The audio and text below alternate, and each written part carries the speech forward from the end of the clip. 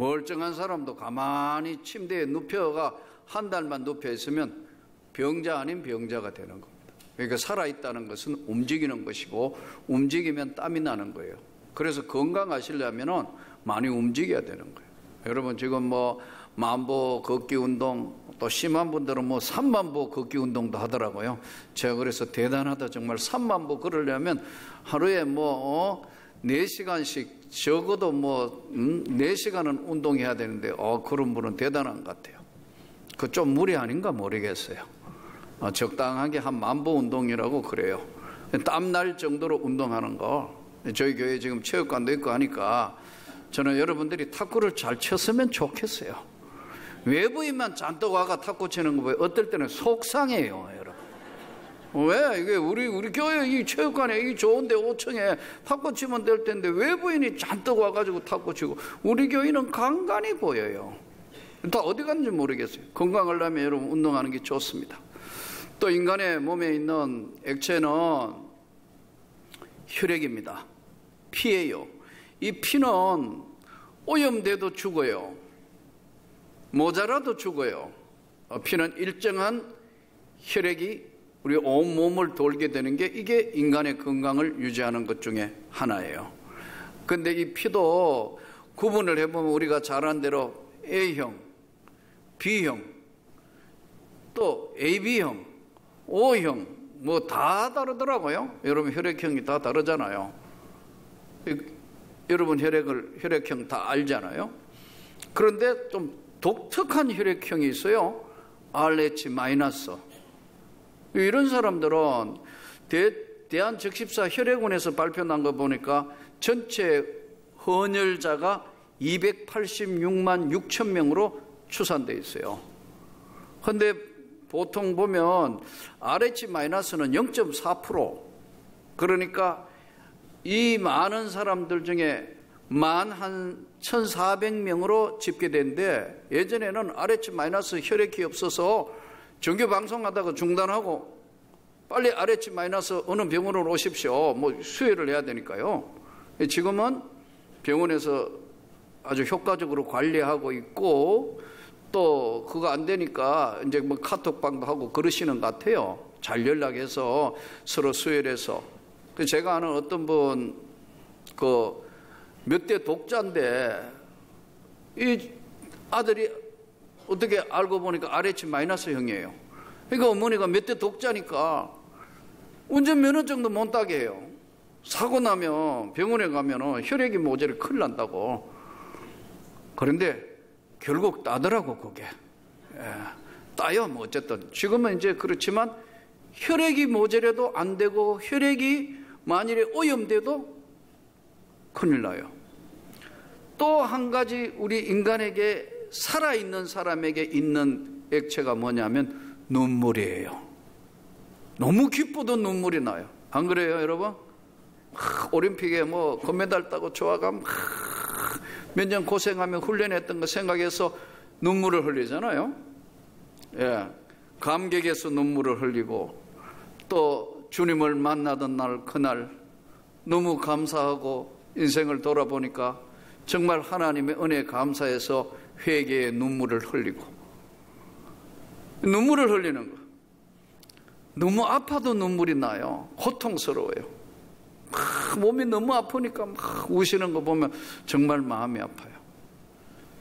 마태복음 5장에 예수님께서 팔복을 말씀하시면서 애통하는 자는 복이 있나니 그가 위로를 받을 것이다. 이 애통, 통증을 느낄 만큼 그렇게 주님 때문에 애통하는 자는 복이 있나니 저가 위로를 받을 것이다. 오늘의 본문은 예수님께서 눈물 흘리시는 것으로 이 본문이 시작돼요.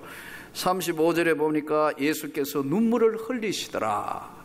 그러면 예수님이 왜 눈물을 흘리시게 됐냐는 거죠.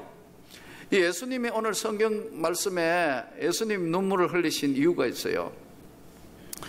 예수님이 지금 눈물을 흘리신 이유는 나사로가 죽었다는 사실 때문에 눈물을 흘리며 애통해 하세요. 그런데 예수님이 지금 흘리는 눈물은 나사로를 사랑했는데 나사로가 죽은 것 때문에 모두가 우니까 예수님도 눈물을 흘리세요. 그런데 이 눈물을 흘리게 된 배경에는 예수님이 베단이라는 지역은 예수님이 수시로 들리던 지역이에요. 거기에 부모의 이름은 안 나오고 마리아, 마르다, 그 오라비, 나사로 이렇게 성경이 기록되어 있거든요. 근데 마리아는 요한복음 11장을 따라가 보면 마리아는 어떤 여자냐니까 예수님에게 향유를 부어서 그의 머리털로 예수님 발을 씻긴 아주 정말 대단한 믿음의 소유자 여인이에요. 향유를 깨뜨려서 예수님의 그 발을 머릿결로 씻었을 만큼, 그러니까 이 마리아는 굉장한 정말 내면적인 큰 믿음을 소유하고 있는 여인이에요. 또 마르다는 정반대 같은 이 자매인데도 정반대의 성격이에요. 활달해서 언제나 예수님 앞에 와서 뭔 이야기를 계속하고 하는 그런 활달한 성격이에요. 예수님이 계셨다면 내 오라비가 안 죽었을 거예요. 왜 이렇게 늦게 오셨어요? 예수님 뭐라고 하냐면은 믿으면 하나님의 영광을 보게 될 거다. 우리 친구 나사로가 잠이 들었다 이렇게 말씀하세요. 그러니까 잠들다니 죽은 건데 막 그렇게 이야기하는, 죽은 지 나흘이나 되어서 냄새가 납니다 지금. 근데 예수님께서는 우리 친구 나사로가 잠이 들었다. 이 죽음을 예수님이 잠으로 이야기를 하니까 못 알아들어요. 그러니까 또 뭐라고 하냐면 예수님이 나사로가 죽었다고 동의를 해줘요. 그런데 예수님 뭐라고 말씀하냐면 믿으면 하나님의 영광을 보게 될 거다. 오늘 이 사건의 모든 것들 중에 첫 번째 예수님이 눈물을 흘리신 이유는 이에 유대인들이 말하되 그를 얼마나 사랑하셨는가 하며 눈물을 흘리신다는 거예요. 예수님이.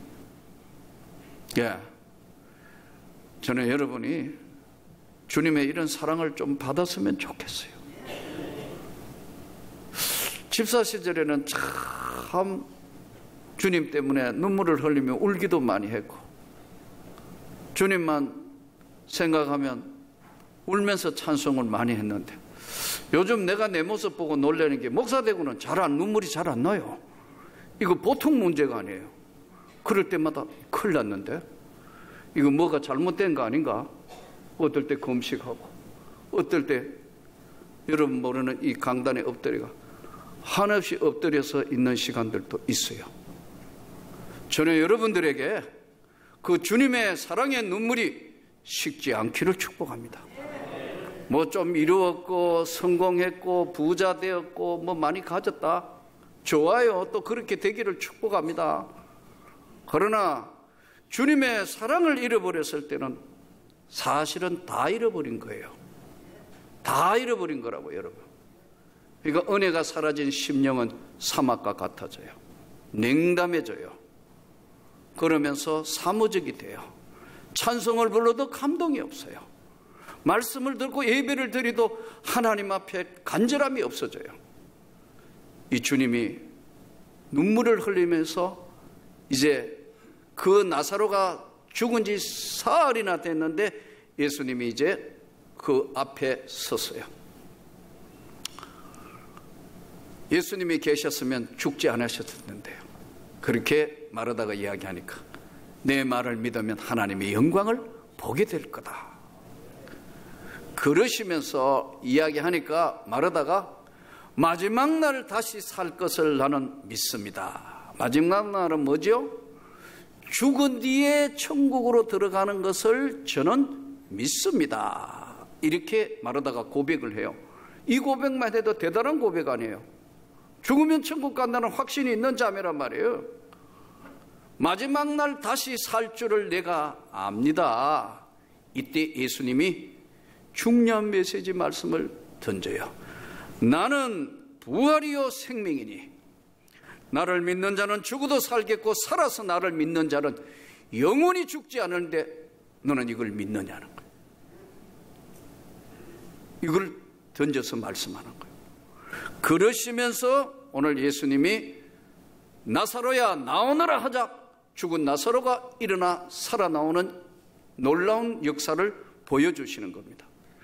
내가 이렇게 기도하는 것은 아버지여 내 말을 들으신 것을 감사하나이다. 항상 내 말을 들으시는 줄을 내가 알았나이다. 그러나 이 말씀하옵는 것은 둘러선 무리를 위함이니 곧 아버지께서 나를 보내신 것을 그들로 믿게 하려 함이니이다. 안 그러셔도 되는데, 왜냐하면 이걸 당시에 죽은 나사로를 살리신 것은 예수 그리스도가 구원자라는 사실을 보여주기 위함이라는 거예요.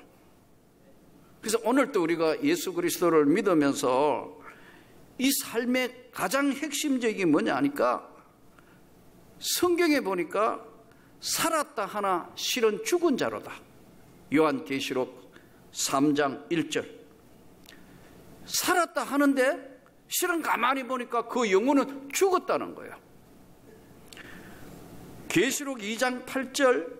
처음이요 마지막이요 죽었다가 살아나신 이가 이르시되, 죽었다가 살아나신 이가 이르시되. 예수님이 보시는 것은 이 삶에, 이 땅의 삶에 산자와 죽은 자를 심판하실 일, 그분 예수께서 이 땅의 삶은 주님의 눈으로 보니까 멀쩡하게 육만 살아있는데 영혼은 죽어버렸다 이거예요. 그 영혼이 예수를 믿지 않기 때문에 죽었다는 거예요, 예수님이요. 그래서 살았다 하나 실은 죽은 자다. 예수를 믿고 거듭난 사람에게 새 생명을 주신 것을 말씀하며, 살아서 나를 믿는 자는 영원히 죽지 아니하는데 너가 이걸 믿느냐는 거예요. 여러분 믿습니까? 이거 믿는다는 거예요. 우리가 전능하사 천지를 만드신 하나님 아버지를 내가 믿습니다. 그 외아들 우리 주 예수를 믿습니다. 산자와 죽은 자를 심판하실 주님을 믿습니다. 날마다 고백하지만 진짜 삶의 현장에서 나타날 때는 그게 약한 거예요. 여러분, 이 육신의 죽음은, 우리가 죽는 첫 번째 죽음은 육신이 죽는 거예요. 영혼이 죽는 건 아니에요. 영혼은 살아있는 거예요. 우리가 장례 지낼 때마다 육이 죽은 거예요. 영혼은 즉시 천국으로 가는 거예요. 왜요? 예수를 믿었기 때문에. 이걸 네가 믿느냐는 거예요. 지금 믿습니까? 네. 육이 죽은 거지 영혼이 죽은 게 아니에요. 너는 흙이니 흙으로 돌아가라. 우리 육신이 죽었지 영혼이 죽은 게 아니에요. 우리 첫 번째 죽음은 육신과 영혼이 분리되는 거예요. 육이 죽었단 말이에요. 그 육이 죽었는데 이 육은 흙이기 때문에 흙으로 돌아가지만 영혼이 죽은 게 절대 아닙니다, 여러분. 살았다 하나 실은 죽은 자다. 예수님이 오늘 나사로야 나오너라. 아마 모두가 그럴 거예요. 저를 위해서 여러분 다 모두가 나름대로는 죽음이라는 부분들을 다 나름대로 이해하고 있어요. 나름대로는 결론을 가지고 있어요. 제가 이 사역을 시작할 30년 전에는 화장한다 하면 인상이 크게 안 밝아요. 화장 안 밝아요. 그런데 지금은 거의 화장하는데 다 동의해요. 맞죠? 화장하는데 거의 동의한다고요. 화장도 좋고 매장도 좋고 수목장도 좋고 다 화장하고 가루로 뿌려도 좋고 강물에 뿌려도 좋고 다 좋지만 영혼은 죽지 않아요. 이걸 네가 믿느냐는 거예요. 내 영혼이 오늘날 바로 네가 살아서 나를 믿는 자는, 죽어도 살겠고 살아서 나를 믿는 자는 영혼이 죽지 않는 이 예수의 세계, 이거 복음을 전하여, 예수가 바로 생명이란 복음을 전하기 위해서 수많은 여러분 어려움과 여건을 물리치고 지금 선교사 보내는 거 아니에요. 예? 인도 땅에 보내고 방글라데시 땅에 보내고 아프리카 우간다 보내고 또 앞으로 불가리아 보낼 거고. 왜요? 예수 그리스도가 생명이라는 거예요. 너는 이걸 믿느냐는 거예요. 우리가 뭘 해야 구원을 받는 게 아니에요. 믿느냐는 거예요. 이 말씀에 네가 오늘 이걸 믿느냐는 거예요. 예수님께서 그냥 다 해치울 수 있지만 돌을 옮겨라. 돌을 옮겼어요.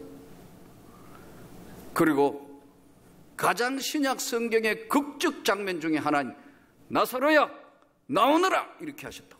죽은 나사로가 나오셨다. 아마 믿음이 확실치 않은 사람들에게는 이게 진짜 일어날 수 있는 사건인가?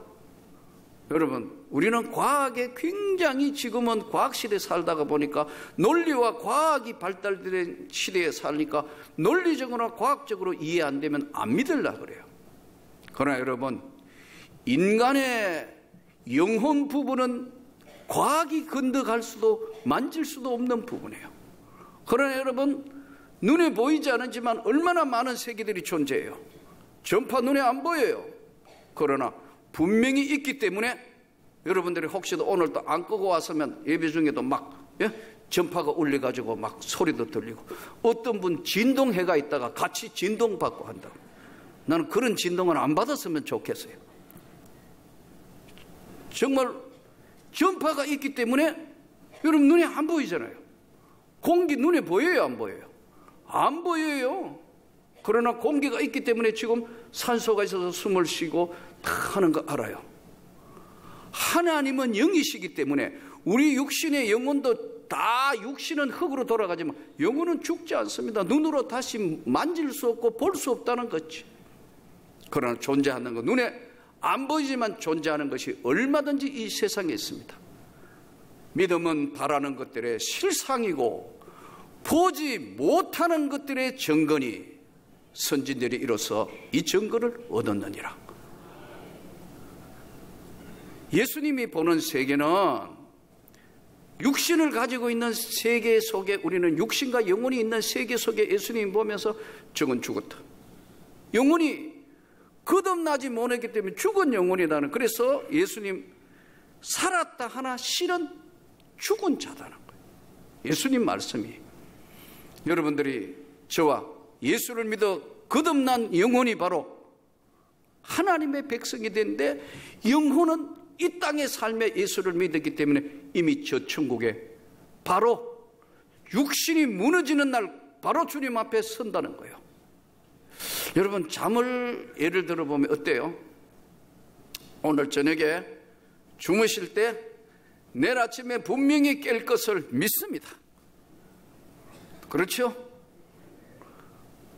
분명히 믿기 때문에. 그래서 어느 날 가만히 생각하니까 매일 부활하는 것 같아요.